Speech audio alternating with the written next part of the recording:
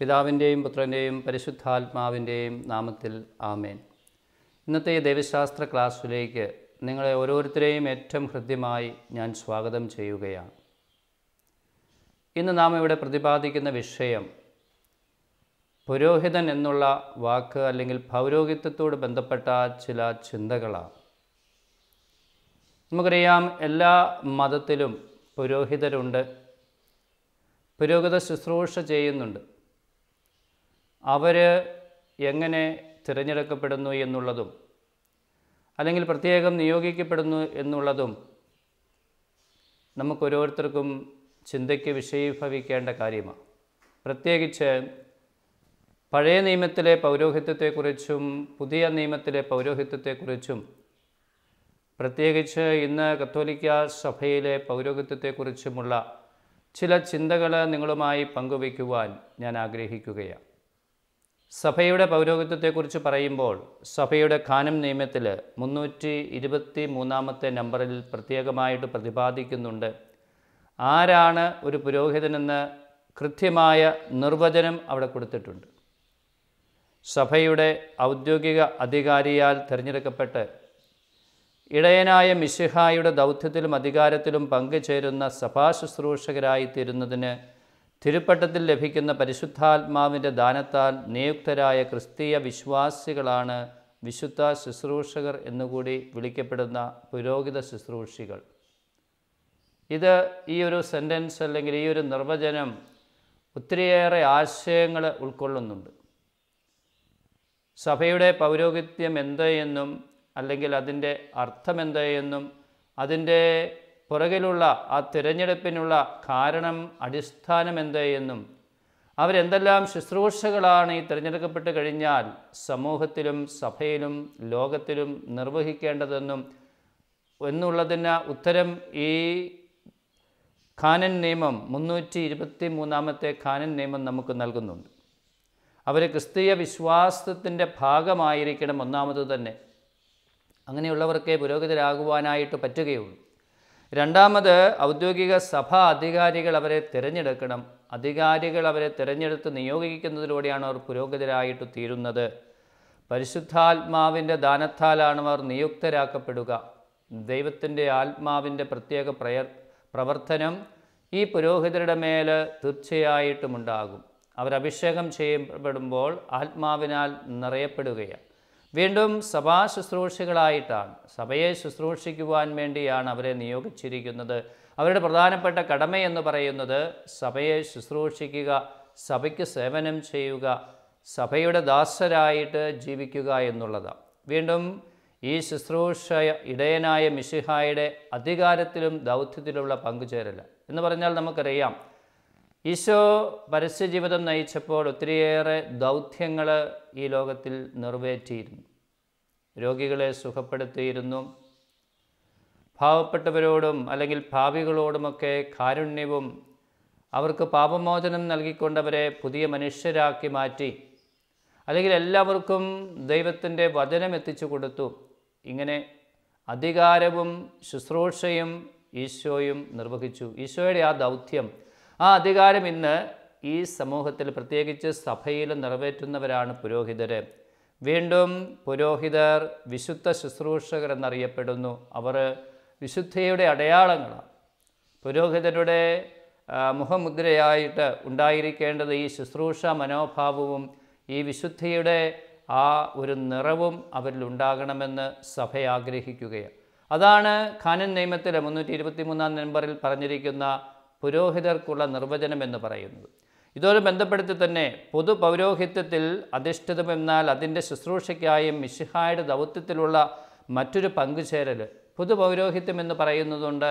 അതോടൊപ്പം തന്നെ ശുശ്രൂഷ പൗരോഹിത്യം എന്ന് പറഞ്ഞ് പ്രത്യേകം ചില ആളുകളെ തിരഞ്ഞെടുത്ത് നിയോഗിച്ചിട്ടുണ്ട്. ക്രിസ്തീയ വിശ്വാസികളെല്ലാം ഈശോയുടെ പൊതു പൗരോഹിത്യത്തിൽ പങ്കുചേരുന്നു എന്ന് നമ്മൾ പറയുന്നു. എന്നാൽ ചിലരെ പ്രത്യേകം തിരഞ്ഞെടുത്ത് സമൂഹത്തിൻ്റെ മധ്യത്തിൽ ശുശ്രൂഷ ചെയ്യുവാനായി നിയോഗിച്ചിരിക്കുന്നവർ, അവരാണ് പുരോഹിതർ എന്നറിയപ്പെടുന്നത്. തീർച്ചയായും കത്തോലിക്ക സഭയുടെ മതബോധന ഗ്രന്ഥത്തിൽ 1591, 92 നമ്പറുകളിൽ ഈ പൗരോഹിത്യത്തെക്കുറിച്ചും അല്ലെങ്കിൽ പൗരോഹിത്യത്തിൻ്റെ പ്രത്യേക ദൗത്യം പ്രബോധനം നൽകുക, ആരാധന നടത്തുക, അജപാലനം നടത്തുക, ഈ 3 ഉത്തരവാദിത്തങ്ങളാണ് അവരെ ഫലമേൽപ്പിച്ചിരിക്കുന്നത്. പ്രത്യേകം തിരഞ്ഞെടുക്കപ്പെട്ടവർക്ക് നൽകപ്പെട്ടിരിക്കുന്ന പ്രത്യേകമായ 3 ദൗത്യങ്ങളാണ് പ്രബോധനം, ദൈവത്തിൻ്റെ വചനം അവരെ പഠിപ്പിക്കുക. പഴയ നിയമത്തിലും ഇപ്രകാരമുണ്ടായിരുന്നു. പ്രവാചകന്മാർ ദൈവത്തിൻ്റെ വാക്കുകൾ അല്ലെങ്കിൽ ദൈവം നൽകുന്ന സന്ദേശങ്ങൾ ജനങ്ങളിലേക്ക് എത്തിച്ചിരുന്നവർ. ആ പ്രബോധന അധികാരം ഇവർക്ക് നൽകപ്പെട്ടിട്ടുണ്ട്. അതോടൊപ്പം തന്നെ ആരാധന, ദൈവത്തിന് ആരാധന അർപ്പിക്കുക എന്നുള്ളത് പുരോഹിതരുടെ ഉത്തരവാദിത്വവും കടമയുമാണ്. അതോടൊപ്പം തന്നെ അജപാലന ശുശ്രൂഷ, ഈ ദൈവജനത്തിന് ശുശ്രൂഷ ചെയ്യുക. അവരുടെ ആത്മീയമായ ഭൗതിക കാര്യങ്ങളിൽ പോലും ഇടപെടേണ്ടവരാണ് പുരോഹിതരെന്ന് സഭ നമ്മളെ ഓർമ്മപ്പെടുത്തുകയാണ്. കത്തോലിക്കാ സഭയുടെ മതബോധന ഗ്രന്ഥം ഇവിടെ ഈ നമ്പറിൽ ചില കാര്യങ്ങൾ സൂചിപ്പിച്ചിട്ടുണ്ട്. സഭാ നിയമത്തിൽ പറഞ്ഞിരിക്കുന്നത് കൂടാതെ കാനൻ നിയമത്തെക്കുറിച്ച് നമ്മൾ ആദ്യം പറഞ്ഞു, ആ നിർവചനം പറഞ്ഞു. അതിലും അധികമായി ചില കാര്യങ്ങൾ കൂടി എടുത്തു പറയുന്നുണ്ട്. ശുശ്രൂഷ പൗരോഹിത്യം പൊതു പൗരോഹിത്യത്തിലുള്ള പങ്കുചേരലാണ്. അപ്പോൾ തീർച്ചയായും ക്രിസ്ത്യാനിയായി അല്ലെങ്കിൽ സഭയിലെ അംഗമാകുന്ന എല്ലാവരും പൊതു പൗരോഹിത്യത്തിൽ പങ്കുചേരുന്നു, അല്ലെങ്കിൽ അതിൽ ഈ പൊതു പൗരോഹിത്യത്തിൽ അധിഷ്ഠിതമാണ് ഈ ശുശ്രൂഷ പൗരോഹിത്യം. മിശിഹായുടെ നാമത്തിലും വ്യക്തിയിലുമാണ് അവർ ശുശ്രൂഷ ചെയ്യുക. ഈശോയുമായിട്ട് ബന്ധപ്പെടാതെ ഒരു പൗരോഹിത്യ ശുശ്രൂഷ എന്ന് പറയുന്നതില്ല. അല്ലെങ്കിൽ യേശുവിൻ്റെ നാമത്തിൽ ഒരു പുരോഹിതൻ പല കാര്യങ്ങളും അല്ലെങ്കിൽ കുദാശകൾ പരികർമ്മം ചെയ്യുമ്പോൾ യേശുവിൻ്റെ നാമത്തിൽ, പിതാവിൻ്റെയും പുത്രൻ്റെയും പരിശുദ്ധാത്മാവിൻ്റെയും നാമത്തിലെന്ന് പറഞ്ഞ് തൃത്വത്തിൻ്റെ നാമത്തിലോ അല്ലെങ്കിൽ ഈശോ മിശിഹായുടെ നാമത്തിലോ ആണ് തൻ്റെ ശുശ്രൂഷകൾ നിർവഹിക്കുന്നത്. ഒരു വൈദികൻ്റെ അല്ലെങ്കിൽ വൈദികരായ ഞങ്ങളുടെയൊക്കെ ശുശ്രൂഷയുടെ അടിസ്ഥാനം എന്ന് പറയുന്നത് അത് യേശുവിൻ്റെ നാമത്തിൽ ചെയ്യുമ്പോഴാണ്. എൻ്റെ വ്യക്തിപരമായ അല്ലെങ്കിൽ ഓരോ പുരോഹിതരുടെ വ്യക്തിപരമായ നാമത്തിലല്ല, അവരുടെ അധികാരമോ അല്ലെങ്കിൽ അവരുടെ കഴിവോ ശക്തിയോ അല്ല, യേശുവിൻ്റെ നാമവും യേശുവിൻ്റെ ശക്തിയുമാണ് പുരോഹിതരിലൂടെ പ്രകടമാകേണ്ടത്. പൊതുപൗരോഹിത്യത്തിൻ്റെ ശുശ്രൂഷയ്ക്ക് വേണ്ടി എന്ന് പറഞ്ഞാൽ പൊതുജനത്തിൻ്റെ അല്ലെങ്കിൽ സഭയിലെ വിശ്വാസികളുടെ ശുശ്രൂഷയ്ക്ക് വേണ്ടിയാണ് പൗരോഹിത്യം നൽകപ്പെട്ടിരിക്കുന്നത്. മിശിഹായുടെ ദൗത്യത്തിലുള്ള പങ്കുചേരലാണ്. അത് നേരത്തെ പറഞ്ഞ ഈ കാനൻ നിയമത്തിൽ തന്നെ എടുത്തു പറഞ്ഞതാണ്. സമൂഹ മധ്യത്തിലാണ് അവർ ശുശ്രൂഷ ചെയ്യുന്നത്, വ്യക്തിപരമായ കാര്യത്തിനു വേണ്ടിയല്ല. ഒരു വൈദികൻ അഭിഷേകം ചെയ്യപ്പെടുമ്പോൾ ആ പ്രാർത്ഥനകളിൽ തന്നെ പ്രത്യേകം പറയുന്നുണ്ട്, ഇനി ഈ പുരോഹിതൻ തൻ്റേതല്ല അല്ലെങ്കിൽ തൻ്റെ കുടുംബത്തിൻ്റേതല്ല, ഇനി പൊതുവാണ്, ദൈവജനത്തിൻ്റേതാണ്, ഈ ലോകം മുഴുവൻ്റേതുമാണ് ആയിത്തീരുകയാണെന്ന് എടുത്തു പറയാറുണ്ട്. അപ്പോൾ സമൂഹ മധ്യത്തിൽ അതോടൊപ്പം ശുശ്രൂഷ പൗരോഹിത്യം, വിശ്വാസികളുടെ ശുശ്രൂഷ, വിശ്വാസികൾക്ക് വേണ്ട എല്ലാ സേവനവും ചെയ്തു കൊടുക്കുക, അതവരുടെ കടമയും ഉത്തരവാദിത്വവുമാണ്. ഇതൊരു വിശുദ്ധമായ അധികാരമാണ്. പൊതു പൗരോഹിത്യത്തിൽ നിന്നും വ്യത്യസ്തമായ ഒരു വിശുദ്ധമായ അധികാരം ഉണ്ടോ എന്ന് ചോദിച്ചാൽ തീർച്ചയായും പുരോഹിതര് മിശിഹായിൽ നിന്നും പ്രത്യേകമായ അല്ലെങ്കിൽ സഭയിൽ നിന്നും പ്രത്യേകമായ അധികാരം നൽകപ്പെടുന്നുണ്ട്. ഈ അധികാരം വിശുദ്ധമായ അധികാരമാണ്, അല്ലാതെ തൻ്റെ ശക്തി പ്രകടിപ്പിക്കുവാനായിട്ടുള്ള ഒരവസരമല്ല. വിശുദ്ധമായ ശുശ്രൂഷയ്ക്ക് വേണ്ടി, ശുശ്രൂഷയുടെ നിർവഹണത്തിനു വേണ്ടി നൽകപ്പെട്ടിരിക്കുന്ന അധികാരമാണ്. പ്രബോധനം, ആരാധന, അജപാലനം, നേരത്തെ നമ്മൾ പറഞ്ഞതുപോലെ ഈ 3 കാര്യങ്ങൾ പൗരോഹിത്യ ശുശ്രൂഷയുടെ ഏറ്റവും പ്രധാനപ്പെട്ട കാര്യമാണ് എന്ന് നമ്മൾ ഓർക്കുക. അപ്പോൾ ഈ സഭാ നിയമത്തിലും കാനൻ നിയമത്തിലും കത്തോലിക്കാ സഭയുടെ മതബോധന ഗ്രന്ഥത്തിലും ഈ ശുശ്രൂഷ പൗരോഹിത്യത്തിൻ്റെ മഹത്വത്തെയും അതിൻ്റെ വിവിധ വശങ്ങളെയും എടുത്തു പറയുന്നുണ്ട് എന്ന് നമുക്കറിയാം. വളരെ വിശദമായി ഈ 2 ഭാഗങ്ങളിൽ നിന്നും നമുക്ക് വളരെ വിശദമായിട്ട് മനസ്സിലാക്കാനായിട്ട് പറ്റും. എന്താണ് കത്തോലിക്കാ സഭയിലെ പൗരോഹിത്യം കൊണ്ട് ഉദ്ദേശിക്കുന്നത്, അതിൻ്റെ യഥാർത്ഥ അർത്ഥമെന്ത്? നമുക്കറിയാം, ഇന്ന് ചില തെറ്റിദ്ധാരണകൾ പുരോഹിതരെക്കുറിച്ചും പൗരോഹിത്യത്തെക്കുറിച്ചുമൊക്കെ മനുഷ്യ മനസ്സുകളിൽ, പൊതുജനത്തിൻ്റെ മനസ്സിലും സഭാ അംഗങ്ങളുടെ മനസ്സിലും സഭയോട് ചേർന്ന് നിൽക്കുന്നവരുടെ മനസ്സിലുമൊക്കെയുണ്ട്. അല്ലെങ്കിൽ പുരോഹിതരുടെ തന്നെ മനസ്സിൽ ചില തെറ്റിദ്ധാരണകൾ. അതിനൊരു വിശദീകരണം യഥാർത്ഥമായ കർത്താവിൻ്റെ പൗരോഹിത്യത്തിൽ, യേശുവിൻ്റെ ദൗത്യത്തിൽ, യേശുവിൻ്റെ ശുശ്രൂഷ മനോഭാവത്തിൽ, യേശുവിൻ്റെ പാപമോചന അധികാരത്തിലും അത്ഭുതങ്ങൾ പ്രവർത്തിച്ച് രോഗങ്ങൾ സുഖമാക്കി പിശാചുക്കളെ പുറത്താക്കി ഈ വലിയ ദൗത്യത്തിൽ പങ്കുകാരാകുന്നവരാണ് എന്നുള്ള ആ വലിയ ബോധ്യം, ആ ഒരു അറിവ് നമുക്കെല്ലാവർക്കും ഉണ്ടാകേണ്ടത് ആവശ്യമാണ്. ഇതേക്കുറിച്ച് പറഞ്ഞു വരുമ്പോൾ നമുക്കറിയാം, പൗരോഹിത്യം എന്ന് പറയുന്നത് അതൊന്ന് ഒറ്റ വാക്ക് മാത്രമേ കാണുവാനുള്ളൂ. എന്നാൽ പുരോഹിതൻ എന്നുള്ള ആ പേര്, അല്ലെങ്കിൽ ഒരു പുരോഹിതൻ വിവിധ പേരുകളിലാണ് അറിയപ്പെടുന്നത് എന്ന് നമുക്കറിയാം. പുരോഹിതൻ വിവിധ പേരുകളിൽ ഒന്നാമത്തെ പേര് ഈ പുരോഹിതൻ എന്നുള്ള പേര് തന്നെയാണ്. മുൻപിൽ നിർത്തപ്പെട്ടവൻ എന്നാണ് ആ വാക്കിൻ്റെ അർത്ഥം. പുരോഹിതൻ, മുൻപിൽ നിർത്തപ്പെട്ടവൻ. പ്രീസ്റ്റ് എന്ന ഇംഗ്ലീഷ് വാക്ക് നമുക്കറിയാം. പുരോഹിതൻ്റെ ഇംഗ്ലീഷ് വാക്ക് പ്രീസ്റ്റ് എന്നുള്ളതാണ്.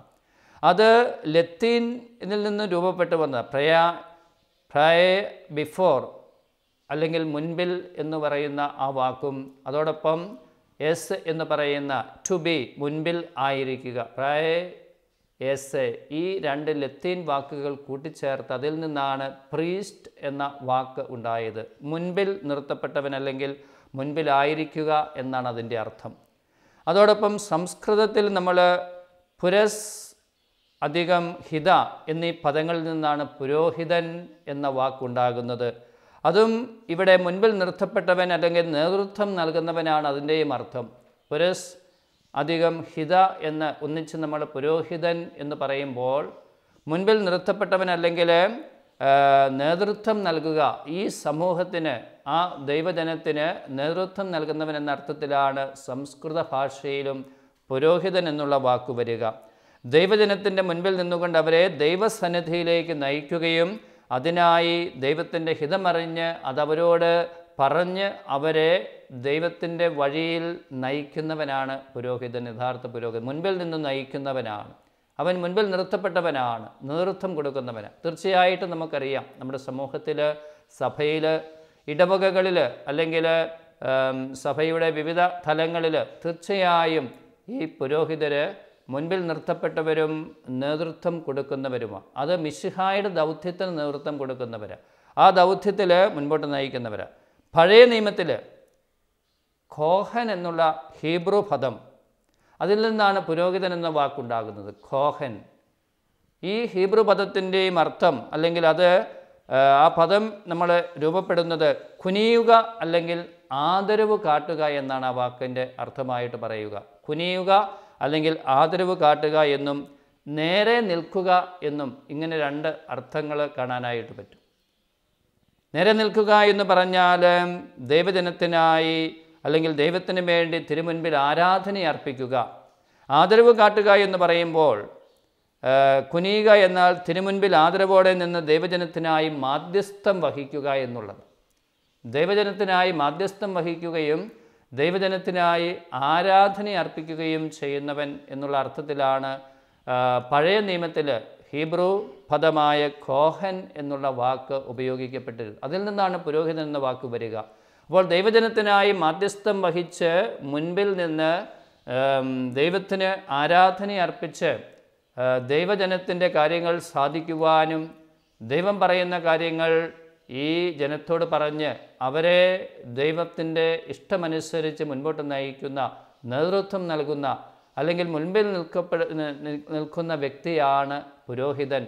അത് പഴയ നിയമത്തിൽ കാണാനായിട്ട് പറ്റും, അല്ലെങ്കിൽ സംസ്കൃത ഭാഷയിൽ, അല്ലെങ്കിൽ ലത്തീൻ ഭാഷയിൽ, ഏത് ഭാഷയിൽ വരുമ്പോഴും ഈ ഒരു അർത്ഥം ഈ പുരോഹിതൻ എന്നുള്ള വാക്കിന് കൊടുക്കുന്നതായിട്ട് നമുക്ക് കാണാൻ പറ്റും. ഏകദേശം എല്ലാം ഒരേ അർത്ഥത്തിലാണ് കാണാനായിട്ട് സാധിക്കുക. വീണ്ടും മറ്റൊരു വാക്ക് വൈദികൻ എന്നുള്ള വാക്ക്, അത് നമ്മൾ സാധാരണയായി പറയുകയും കാണുകയും ഒക്കെ വിളിക്കുകയും ഒക്കെ ചെയ്യുന്ന ഒരു പദമാണ് വൈദികൻ. അതിൻ്റെ അർത്ഥം വേദം എന്ന പദത്തോടെ ഇക എന്ന പ്രത്യയം ചേർന്ന് രൂപപ്പെടുന്നതാണ് വൈദികൻ എന്ന സംസ്കൃത പദം. വേദം അധികം ഇക. അവിടെ വൈദികൻ എന്ന് പറയുമ്പോൾ വേദമറിയുന്നവൻ അല്ലെങ്കിൽ വേദത്തെ സംബന്ധിച്ചവൻ എന്നീ അർത്ഥങ്ങളാണ് വൈദികന്. വേദമറിയുന്നവൻ അല്ലെങ്കിൽ വേദത്തെ സംബന്ധിച്ചത് എന്ന് നമുക്കറിയാം. ഹൈന്ദവർക്ക് 4 വേദങ്ങളാണുള്ളത്.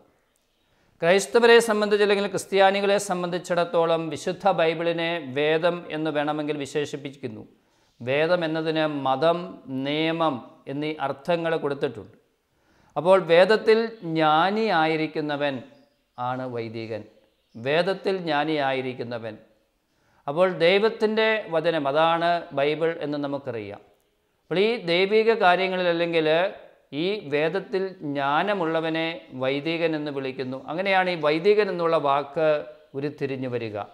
വീണ്ടും മലയാള ഭാഷയിൽ കത്തനാർ, കശീശ, അച്ഛൻ എന്നീ പദങ്ങൾ നമ്മൾ എപ്പോഴും കേട്ടിട്ടുള്ളതാണ്. കത്തനാർ പണ്ട് ഉപയോഗിച്ചിരുന്നതാണ്. ഇപ്പോൾ അതധികമില്ല എങ്കിലും ചിലപ്പോഴൊക്കെ ആളുകളുടെ വായിൽ നിന്നും ആ വാക്ക് വരാറുണ്ട് പല കാര്യങ്ങൾ സൂചിപ്പിക്കുവാനായി. അല്ലെങ്കിൽ അച്ഛൻ എന്നുള്ള വാക്ക് പൊതുവായിട്ട് എല്ലാവരും ഉപയോഗിക്കുന്നത്. കശീശ എന്നുള്ള വാക്കും പണ്ട് സുറിയാനിയോട് ബന്ധപ്പെട്ട് മാർത്തോമ നസ്രാണികൾ പുരോഹിതന്മാരെ കഹന, കശീശ എന്നീ സുറിയാനി പേരുകളിൽ പണ്ട് വിളിച്ചിരുന്നു. കഹന, കശീശ എന്നീ സുറിയാനി പേര്. കത്തനാർ എന്നും ആ കാലഘട്ടത്തിൽ പുരോഹിതർ അറിയപ്പെട്ടിരുന്നു. കത്തനാർ എന്നുള്ള വാക്ക് പഴയ കാലത്ത് ഉപയോഗിച്ചിരുന്നതാണ്. എന്നാൽ ഈ കശീശ എന്ന സുറിയാനി പദത്തിന് മൂപ്പൻ, പ്രമാണി അല്ലെങ്കിൽ സെനറ്റിലെ അംഗം, സന്യാസ പട്ടക്കാരൻ എന്നെല്ലാമാണ് അർത്ഥം. കഷ് എന്ന സുറിയാനി ധാതുവിൽ നിന്ന് കശീശ എന്ന ശരിയായ പദം രൂപപ്പെട്ടത് പ്രായമാവുക അല്ലെങ്കിൽ പ്രമാണിയാവുക എന്നാണ് ആ വാക്കിൻ്റെ യഥാർത്ഥ അർത്ഥം. കഷ് എന്നുള്ള ആ കശീശ എന്നുള്ള വാക്ക് രൂപപ്പെടുമ്പോൾ എന്ന സുറിയാനി ധാതുവിൽ നിന്ന്, കഷ് എന്ന സുറിയാനി ധാതുവിൽ നിന്ന് കശീശ എന്ന പദം പ്രമാണിയാവുക, പ്രായമാവുക, മച്ചുറാവുക എന്നുള്ള ഒരു അർത്ഥമാണ് അതിന് കൊടുത്തിരിക്കുന്നത്. അധികാരി, നാഥൻ എന്നെല്ലാം അർത്ഥമുള്ള കർത്ത എന്ന സംസ്കൃത രൂപത്തിൽ നിന്ന് കത്തൻ എന്ന തമിഴ് പദമുണ്ടാവുകയാണ്. അതിൽ നിന്നാണ് കത്തനാർ, അതിനോട് 6 കൂടി ചേർത്ത്, ബഹുമാന സൂചകമായ 6 കൂടി ചേർത്ത് കത്തനാർ എന്നുള്ള പദമുണ്ടാവുകയാണ്. അധികാരി, നാഥൻ എന്നെല്ലാം അർത്ഥമുള്ള കർത്ത എന്ന സംസ്കൃത രൂപത്തിൽ നിന്നാണ് കത്തൻ എന്ന തമിഴ് പദമുണ്ടാവുകയാണ്. അതിനോട് ബഹുമാന സൂചകമായിട്ടുള്ള കത്തനാർ എന്ന് ചേർത്ത് കത്തനാർ എന്നുള്ള പദം ഉണ്ടാവുകയാണ്. പുരോഹിതന്മാർ കത്തനാർ എന്നോ കശീശ എന്നോ തങ്ങളുടെ പേരോട് ചേർത്ത് നേരത്തെ ഉള്ള കാലഘട്ടങ്ങളിൽ, പഴയ കാലഘട്ടങ്ങളിൽ എഴുതിയിരുന്നു. കശീശ എന്നോ കത്തനാർ എന്നോ അത് പൊതുവായി ഉപയോഗിക്കപ്പെട്ടിരുന്ന 2 പദങ്ങളാണ് എന്നാണ് ഞാൻ പറഞ്ഞു വരിക. വീണ്ടും ആത്മീയ ജനിതാവ് എന്ന അർത്ഥത്തിൽ അച്ഛൻ എന്ന പുരോഹിതന്മാരെ വിളിക്കുന്നു. നമുക്കറിയാം മലയാള ഭാഷയിൽ അച്ഛൻ എന്നുള്ള 2 രീതിയിൽ എഴുതാറുണ്ട്. പുരോഹിതരെ വിളിക്കുന്ന അച്ഛൻ എഴുതുന്നതും അല്ലെങ്കിൽ പിതാക്കന്മാരെ അപ്പൻ എന്നുള്ള അർത്ഥത്തിൽ അച്ഛൻ എന്ന് എഴുതുന്നതും വ്യത്യസ്തമായ ലിപികൾ ഉപയോഗിച്ചാണ് എന്ന് നമുക്കറിയാം. അപ്പോൾ ഇവിടെ ആത്മീയ ജനിതാവ് എന്ന നിലയിലാണ് അച്ഛൻ എന്നുള്ള വാക്ക് ഉപയോഗിക്കപ്പെടുന്നത്. തീർച്ചയായും പിതാക്കന്മാരെ അച്ഛൻ എന്ന് വേർതിരിച്ച് അല്ലെങ്കിൽ ആത്മീയ പിതാക്കന്മാരെ എഴുതുമ്പോൾ 2 ച എന്ന് എഴുതി അത് അങ്ങനെ വ്യത്യസ്തമായിട്ട് എഴുതിയിരുന്നു. വിശുദ്ധ ഗ്രന്ഥത്തിൽ അധിഷ്ഠിതമാണ് ഈ ആത്മീയ പിതൃത്വം എന്ന് പറയുന്നത്. കൊറിന്തോസുകാർക്ക് എഴുതിയ 1-ാം ലേഖനത്തിൽ 4-ാം അധ്യായം 15-ാമത്തെ തിരുവചനത്തിൽ പൗലോസ്ലീഹ ഈ കാര്യം എടുത്തു പറയുന്നു. കൊറിന്തോസുകാർക്ക് എഴുതിയ 1-ാം ലേഖനം 4-ാം അധ്യായം 15-ാം തിരുവചനം, നിങ്ങൾക്ക് മിശിഹായിൽ 10,000 ഉപദേഷ്ടാക്കൾ ഉണ്ടായിരിക്കാം, എന്നാൽ പിതാക്കന്മാർ അധികമില്ല. സുവിശേഷ പ്രസംഗം വഴി ഈശോ മിശിഹായിൽ നിങ്ങൾക്ക് ജന്മം നൽകിയത് ഞാനാണ് എന്ന് പൗലോസ്ലീഹ എടുത്തു പറയുന്ന ആ വചനഭാഗം പ്രസക്തമാണ്. ആത്മീയമായ ജന്മം നൽകുന്നവർ, ആത്മീയ ജനിതാവ് അല്ലെങ്കിൽ ആത്മീയ പിതാവ് എന്ന അർത്ഥത്തിൽ ഈ അച്ഛൻ എന്നുള്ള വാക്ക് ഉപയോഗിക്കപ്പെടുകയാണ്. തീർച്ചയായും അതും വളരെ വിശുദ്ധ ഗ്രന്ഥ അധിഷ്ഠിതമാണ്. അതിനും അതിൻ്റേതായ ആഴമായ അർത്ഥമുണ്ട് എന്ന് നമ്മൾ മനസ്സിലാക്കണം. വീണ്ടും നമ്മൾ പട്ടക്കാരൻ എന്നുള്ള വാക്ക് കേൾക്കാറുണ്ട്. പട്ടം എന്ന മലയാളത്തിലേക്ക് വിവർത്തനം ചെയ്തിരിക്കുന്ന ഓർഡിനേഷൻ എന്നുള്ള ഇംഗ്ലീഷ് വാക്ക്, പട്ടം എന്ന മലയാളത്തിലേക്ക് തിരുപ്പട്ടം എന്ന് നമ്മൾ പറയും. ഓർഡിനേഷൻ എന്നുള്ള വാക്ക് ഇംഗ്ലീഷ് പദം ഓർദോ എന്ന ലത്തീൻ പദത്തിൽ നിന്നും രൂപമെടുത്തതാണ്. ഈ ഓർഡിനേഷൻ എന്നുള്ള ഇംഗ്ലീഷ് പദം ഓർദോ എന്ന ലത്തീൻ പദത്തിൽ നിന്ന് രൂപപ്പെട്ടതാണ്. ഈ ഓർദോ എന്ന് പറഞ്ഞാൽ പുരാതന റോമിലെ സെനറ്റിന് പറഞ്ഞിരുന്ന പേരാണ്. പുരാതന റോമിലെ ഭരണസമിതിയെ സൂചിപ്പിക്കുന്ന ഓർദോ എന്നുള്ള ആ ഭരണസമിതിക്ക് പറഞ്ഞിരുന്ന പേരാണ് ഓർദോ. അപ്പോൾ ആ ഭരണസമിതിയിലേക്ക് അംഗങ്ങളെ ചേർക്കുന്നതിന് പറയുന്നത് ഓർഡിനാസ്യോ എന്നാണ്. ഈ ഭരണസമിതിയിലേക്ക് ആരെങ്കിലും അംഗമായി ചേരുന്നത് ഓർഡിനാസ്യോ എന്ന് ആണ് അതിന് പറഞ്ഞിരുന്നത്. അങ്ങനെ രൂപം കൊണ്ട ഈ ഓർദോ എന്ന പദവും ഓർഡിനാസ്യോ എന്ന പദവും റോമിൽ സഭ പ്രബലമായപ്പോൾ ശുശ്രൂഷ പൗരോഹിത്യത്തിലേക്ക് ആരെങ്കിലും പ്രവേശിച്ചാൽ അല്ലെങ്കിൽ കൂട്ടായ്മയിലേക്ക് ഒരാളെ ചേർക്കുന്ന കർമ്മത്തിനും ഓർഡിനാസിയോ എന്ന വാക്ക് ഉപയോഗിച്ചു തുടങ്ങി. സഭ റോമിൽ പ്രബലപ്പെട്ടപ്പോൾ ശക്തിപ്പെട്ടപ്പോൾ സംഭവിച്ചതാണ് ഈ സെനറ്റിലേക്ക് അല്ലെങ്കിൽ ഭരണസമിതിയിലേക്ക് ആളെ ചേർക്കുന്നത് പോലെ പൗരോഹിത്യത്തിലേക്ക് ശുശ്രൂഷ പൗരോഹിത്യത്തിലേക്ക് ആളെ ചേർക്കുന്നതിനും ഈ വാക്ക് തന്നെ ഓർഡിനേഷൻ അല്ലെങ്കിൽ ഓർഡിനാസിയോ എന്നുള്ള വാക്ക് ഉപയോഗിക്കപ്പെടുകയാണ്. അങ്ങനെയാണ് ഈ റോമൻ പാരമ്പര്യവുമായി ബന്ധപ്പെട്ട് ലത്തീനിൽ നിന്നും രൂപപ്പെട്ടു വന്നതാണ് ഈ ഓർഡിനേഷൻ എന്നുള്ള ഇംഗ്ലീഷ് വാക്ക്. പട്ടക്കാരൻ എന്നത് പട്ടം ലഭിച്ച വ്യക്തി എന്നതിനും ഉപയോഗിക്കുവാൻ തുടങ്ങി. അപ്പോൾ പട്ടക്കാരൻ എന്നുള്ള വാക്ക് പട്ടം ലഭിച്ച വ്യക്തി, അത് കത്തോലിക്ക സഭയുടെ മതബോധന ഗ്രന്ഥം 1537 നമ്പറിൽ വ്യക്തമായിട്ട് കൊടുത്തിട്ടുണ്ട്. ഇവിടെ ഈ കുദാശയെ പട്ടം എന്ന് വിളിക്കുന്നത് എന്തുകൊണ്ട്? പൗരോഹിത്യമെന്ന ഈ കുദാശയെ ഓർഡിനേഷൻ അല്ലെങ്കിൽ തിരുപ്പട്ടം ഇതെങ്ങനെ വന്നു എന്ന് ചോദിച്ചാൽ ഇവിടെ വ്യക്തമായിട്ട് പറയുന്നുണ്ട്. 1537 CCC 1537 പുരാതന റോമിൽ ഓർദോ എന്ന പദം വ്യവസ്ഥാപിതമായ പൗരസമിതിയെ, പ്രത്യേകിച്ച് ഭരണസമിതി എന്നാണ് സൂചിപ്പിച്ചിരിക്കുന്നത്. പട്ടം കൊടുക്കൽ ഓർഡിനാസിയോ എന്നാൽ ഈ സമിതിയിൽ ചേർക്കുക എന്നർത്ഥം. വിശുദ്ധ ഗ്രന്ഥത്തെ ആധാരമാക്കിക്കൊണ്ട് തന്നെ പാരമ്പര്യം ടാക്സൈസ് അല്ലെങ്കിൽ ഓർഡിനസ് എന്ന് വിളിച്ചിരുന്ന വ്യവസ്ഥാപിത സമിതികൾ പുരാതന കാലം മുതൽക്കേ സഭയിലുണ്ടായിരുന്നു. അതുകൊണ്ടാണ് ആരാധനാക്രമത്തിൽ മെത്രാന്മാരുടെ പദവി, പുരോഹിതന്മാരുടെ പദവി, ഡീക്കന്മാരുടെ പദവി എന്നിവയെപ്പറ്റി പറയുന്നത്. സ്ഥാനാർത്ഥികൾ, കന്യകമാർ, വിവാഹിതർ, വിധവകൾ എന്നിവരുടെ സംഘങ്ങൾക്കും ഓർദോ അല്ലെങ്കിൽ പദവി എന്ന പേരുണ്ടായിരുന്നു. ഈ ഒരു പദവി ഈ ഒരു ഭരണസമിതിയിലേക്ക് ഉയർത്തപ്പെടുന്ന, റോമൻ ഭരണസമിതിയിലേക്ക് ഉയർത്തപ്പെടുക എന്ന് പറയുന്നത് പോലെ പുരോഹിത പദവിയിലേക്ക്, മെത്രാൻ പദവിയിലേക്ക്, ഡീക്കൻ പദവിയിലേക്ക് ഒരാൾ ഉയർത്തപ്പെടുക, ആ ഒരു അർത്ഥത്തിലാണ് സഭയിലെ പദവികളിലേക്ക് ആളുകളെ ചേർത്തിരുന്നത് പട്ടം കൊടുക്കൽ എന്ന് പറയുന്ന കർമാനുഷ്ഠാനത്തിലൂടെയാണ്. അതൊരു പ്രതിഷ്ഠാകർമ്മമോ ആശീർവാദമോ കുദാശയോ ആയ മതപരവും ആരാധനാപരവുമായ അനുഷ്ഠാനമായിരുന്നു. ഇന്ന് പട്ടം കൊടുക്കൽ എന്ന പദം മെത്രാന്മാരുടെയോ പുരോഹിതന്മാരുടെയോ ഡീക്കന്മാരുടെയോ പദവിയിലേക്ക് ആരെയെങ്കിലും സ്വീകരിക്കുന്ന കൗദാശിക കർമ്മത്തിനു വേണ്ടി മാത്രമാണ് ഉപയോഗിക്കുന്നത്. സമൂഹത്തിൻ്റെ വെറും തിരഞ്ഞെടുപ്പ്, നിയോഗം, സ്ഥാനം നൽകൽ, സ്ഥാപിക്കൽ എന്നിവയ്ക്കുപരിയായി ഈ കൗദാശിക കർമ്മം സഭയിലൂടെ ക്രിസ്തുവിൽ നിന്ന് മാത്രം കൈവരുന്ന വിശുദ്ധമായ അധികാരമാണ് എന്നിവിടെ പറഞ്ഞിരിക്കുകയാണ്. 1537 ഒന്നാമത്തെയും രണ്ടാമത്തെയും നമ്പറുകളിൽ നമുക്കത് കാണാൻ പറ്റും. വിശദമായിട്ട് അവിടെ പറഞ്ഞിട്ടുണ്ട് ഈ പദം എങ്ങനെ രൂപപ്പെട്ടു വന്നു എന്നുള്ളത്. തീർച്ചയായും കത്തോലിക്കാ സഭയുടെ മതബോധന ഗ്രന്ഥം പറയുന്നത് പോലെ, അല്ലെങ്കിൽ ഖാനൻ നിയമത്തിൽ സൂചിപ്പിച്ചതുപോലെ, ഈ ക്ലാസ്സിൻ്റെ ആരംഭത്തിൽ നമ്മൾ പറഞ്ഞു തുടങ്ങിയ ഈ പൗരോഹിത്യ ശുശ്രൂഷയിലേക്ക് പ്രത്യേകം തിരഞ്ഞെടുക്കപ്പെട്ടവരെ, പ്രത്യേകം മെത്രാന്മാർ, ഈ പട്ടം നൽകൽ കർമ്മം തിരുപ്പട്ടം എന്നാണ് പറയുക. തീർച്ചയായും അതിനൊന്നുകൂടി ഒരു ദൈവികമായ പരിവേഷം നൽകുവാനായിട്ട്, ആത്മീയ പരിവേഷം നൽകുവാൻ ഈ തിരുപ്പട്ടം എന്നുള്ള വാക്ക് ഉപയോഗിക്കുമ്പോൾ തന്നെ നമ്മുടെ മനസ്സിൽ അതിൻ്റേതായ ഒരു ആത്മീയ പരിവേഷം ഉണ്ടാവുകയാണ്. ഇതൊരു ആത്മീയ ശുശ്രൂഷയാണ് എന്ന് പറഞ്ഞു. അതോടൊപ്പം ഇവിടെ പറഞ്ഞിരിക്കുന്ന ഈ ഒരു വലിയ സ്ഥാനത്തേക്ക് ഉയർത്തപ്പെടുക, അത് ഈ വാക്ക് രൂപപ്പെട്ടു വന്നത് റോമൻ ഭരണസമിതിയിലേക്കുള്ള ഉയർത്തപ്പെടൽ, അല്ലെങ്കിൽ അവിടേക്ക് ഒരാളെ തിരഞ്ഞെടുക്കുക എന്നുള്ള ആ ഭൗതിക രാഷ്ട്രീയ ലക്ഷ്യത്തിലാണെങ്കിലും സഭയിലെ പുരോഹിതനായി ഒരു വ്യക്തി ഉയർത്തപ്പെടുന്നത് അല്ലെങ്കിൽ നിയോഗിക്കപ്പെടുന്നത്, ശുശ്രൂഷയ്ക്കായി ഫലമേൽപ്പിക്കപ്പെടുന്നത് തീർച്ചയായും സഭയെ സംബന്ധിച്ചിടത്തോളവും ദൈവജനത്തെ സംബന്ധിച്ചിടത്തോളവും വളരെ പ്രധാനപ്പെട്ട ഒരു കാര്യമാണ്. ഇന്ന് സെമിനാരികളിൽ 10 വർഷത്തോളം പഠിച്ച് ദൈവശാസ്ത്രവും തത്വശാസ്ത്രവും ബൈബിളും അതുമായി ബന്ധപ്പെട്ട മറ്റ് പാസ്റ്ററലായിട്ടുള്ള കാര്യങ്ങൾ, പൊതുവായിട്ടുള്ള കാര്യങ്ങൾ, അങ്ങനെ എല്ലാ വിധത്തിലും അറിവ് നേടി ഒരു പൂർണ്ണതയിൽ എത്തിയിട്ടാണ് ഒരു വ്യക്തിയെ പൗരോഹിത്യത്തിലേക്ക് ഉയർത്തുന്നത്. അത് തീർച്ചയായും സഭാ ശുശ്രൂഷയ്ക്ക് വേണ്ടി സന്യാസ സഭകളിലും രൂപതകളിലുമൊക്കെയായി, ഇടവകകളിൽ ഒക്കെയായി സേവനം ചെയ്യുവാനായിട്ട് ഉയർത്തപ്പെടുകയാണ്. ഈ പറഞ്ഞിരിക്കുന്ന വാക്കുകൾ, ഈ പുരോഹിതൻ എന്നുള്ള വാക്കും അച്ഛൻ എന്നുള്ള വാക്കും വൈദികൻ എന്നുള്ള വാക്കും കത്തനാർ എന്നുള്ള വാക്കും അല്ലെങ്കിൽ പട്ടക്കാരൻ എന്നുള്ള വാക്കുമെല്ലാം ഈ പൗരോഹിത്യത്തിൻ്റെ പ്രാധാന്യത്തെയും അതല്ലെങ്കിൽ അതിൻ്റെ ദൗത്യത്തെയും കടമകളെയും ഒക്കെ വളരെ വിശദമാക്കി നമുക്ക് നൽകുന്നതാണ് എന്ന് നമുക്കറിയാം.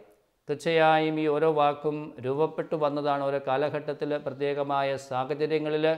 പക്ഷേ അത് വിശുദ്ധ ഗ്രന്ഥത്തോടും പൗരോഹിത്യത്തിൻ്റെ ആത്മീയ മേഖലകളോടുമൊക്കെ ബന്ധപ്പെട്ടാണ് ആ വാക്കുകൾ രൂപം കൊണ്ടിരിക്കുന്നത്.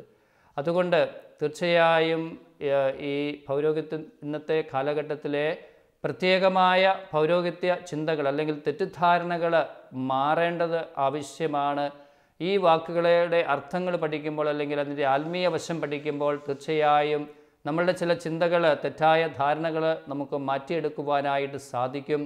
ഈ പൗരോഹിത്യം ദൈവജനത്തിന് ശുശ്രൂഷ ചെയ്യുവാൻ, കൂടുതൽ ശുശ്രൂഷയിലൂടെ യേശുവിൻ്റെ ദൗത്യം ഈ ലോകത്തിൽ നിറവേറ്റുവാൻ സാധിക്കട്ടെ. യേശുവിൻ്റെ പ്രബോധനവും യേശുവിൻ്റെ എല്ലാ ദൗത്യങ്ങളും ഈ ലോകത്തിൽ പുരോഗതിയിലൂടെ പൂർത്തീകരിക്കപ്പെടട്ടെ എന്ന് നമുക്ക് പ്രത്യേകമായിട്ട് പ്രാർത്ഥിക്കാം.